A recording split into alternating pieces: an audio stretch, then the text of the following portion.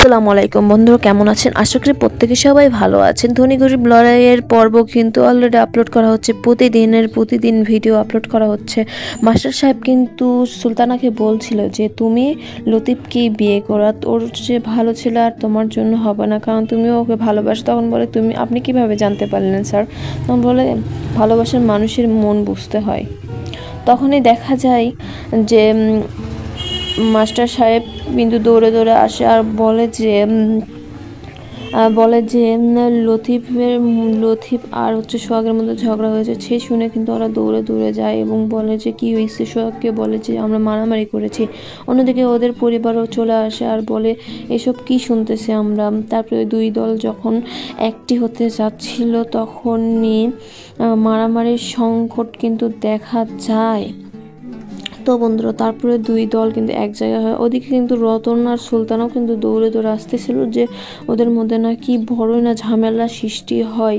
যখন দুই দলকে এক জায়গায় দেখতে পারলো তখনই রতন আর সুলতানা বলল, তোমরা কি শুরু করে দিয়েছো? হ্যাঁ, সুলতানা বলছে আমি লতিফকেই বিয়ে করব, যদি বিয়ে করতে হয় আমি লতিফকেই বিয়ে করব। সুজন ভাইকে বলে যে আমি আপনাকে বিয়ে করতে পারবো না। সুলতানা বারবার বলে।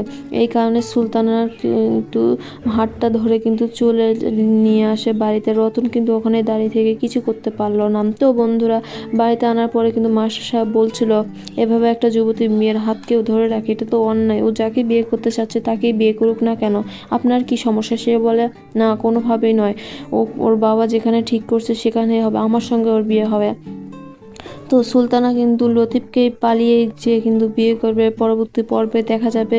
তো বন্ধুরা, আপনাদের কাছে এই ভিডিওটি কেমন লেগেছে? দেখা যাবে মাস্টার সাহেবই কিন্তু ওকে যে রুমে বন্দি করে রেখেছিল সেখান থেকে কিন্তু ওকে উদ্ধার করবে আর ও কিন্তু পালিয়ে যাবে লতিফের বাড়িতে এবং ওদের বাড়িতে কিন্তু ওদের বিয়ে হবে। তো বন্ধুরা, পরবর্তী পর্ব দেখতে চাইলে অবশ্যই আমার চ্যানেলটি সাবস্ক্রাইব করে পাশে থাকবেন, কেননা আগামী কোনো ভিডিওর আপডেট পেতে লাইক কমেন্ট শেয়ার করবেন অবশ্যই। আল্লাহ হাফেজ।